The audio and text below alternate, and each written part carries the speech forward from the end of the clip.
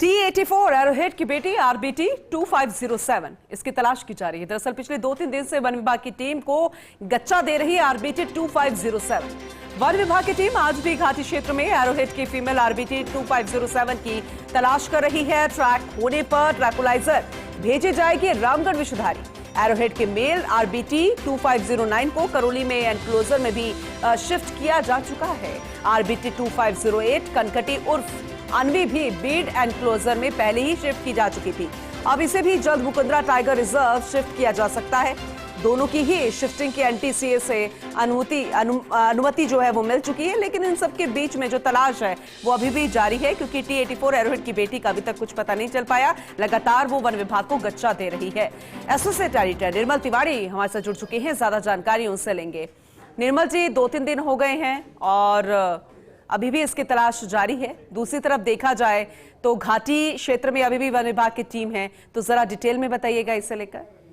देखिए पूनम, जिस तरह से पिछले दिनों जो घटनाक्रम हुए रणथंभौर में, उसके बाद से ही एनटीसीए से परमिशन मिल गई थी कि T-84 जो एरोहेड है उसके जो तीनों शावक हैं जो अब सब एडल्ट हो चुके हैं, अब तो उनको नंबर भी मिल चुका है, क्योंकि 2 साल से ज्यादा उनकी उम्र हो चुकी है। उनको शिफ्ट करना था यहाँ से, क्योंकि 3 मौतें हुई थी। आपको पता ही 16 अप्रैल को 7 वर्षीय किशोर जो बच्चा था उसकी कार्तिक की मौत हुई बाघ के हमले में, जो अनवी ने किया था, कनकटी ने।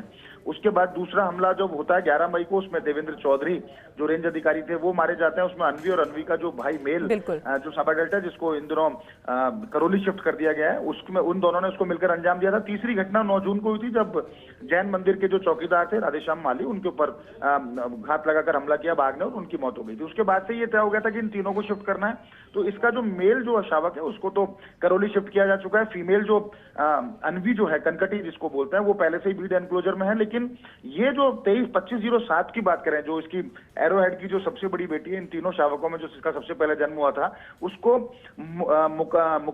Ramgarh Vishdhari tiger reserve shift किया जाना है। तो 2-3 दिन से लगातार उसकी तलाश कर रही थी वन विभाग की टीम, लेकिन वो हाथ नहीं चढ़ रही है वन विभाग की टीम के। लगातार गच्चा दे रही है। बीच में थोड़ी बरसात भी हो गई, तो उससे थोड़ी वीड्स भी वहां पर बड़ी हो गई है। ऐसे में उसको तलाश करना थोड़ा मुश्किल साबित हो रहा है।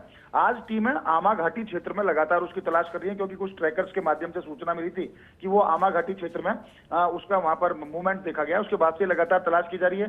जैसे ट्रैक होगी उसको ट्रैंकुलाइज करके यहाँ से सीधे उसको रामगढ़ विषधारी शिफ्ट कर दिया जाएगा। और उसके बाद अनवी जो पहले से बीड एनक्लोजर में है, उसको मुकुंदरा टाइगर रिजर्व शिफ्ट किया जाएगा, क्योंकि एनटीसीए की परमिशन मिल चुकी है। लेकिन फिलहाल तो टीमें उसको तलाश कर रही है। कोशिश ये की जा रही है कि जल्दी से जल्दी इसको तलाश किया जाए, क्योंकि 2-3 दिन से मौसम ठीक है, प्री मानसून जो शावर गिरे हैं उससे ऐसे में ट्रैंकुलाइज करना, क्योंकि ट्रैंकुलाइज में जो डार्ट छोड़ा जाता है उससे जो बेहोशी की जो दवा दी जाती है, निश्चित तौर पर उससे एक बुरा असर शरीर के ऊपर पड़ता है। तो बहुत ज्यादा कोशिश ये की जाती है गर्मी में ट्रैंकुलाइज ना करना पड़े, लेकिन इन दिनों मौसम 2-3 दिन से ठीक हुआ है, तो यही कारण है कि टीमें उसको ट्रैक करके ट्रैंकुलाइज करने की कोशिश कर रही है, ताकि ठीक ही मौसम के अंदर उसको यहाँ से रामगढ़ विषधारी शिफ्ट किया जा सके। तो कोशिश ये है कि जैसे ही वो ट्रैक होगी उसको ट्रैंकुलाइज कर दिया जाएगा। लेकिन अभी तक की स्थिति यह है कि आमाघाटी क्षेत्र में 3-4 टीमें उसको लगातार तलाश कर रही हैं, लेकिन अभी तक उसका कोई पता नहीं चला है। ठीक है, अपडेट लेते रहेंगे। बहुत शुक्रिया विस्तार से इस जानकारी के लिए।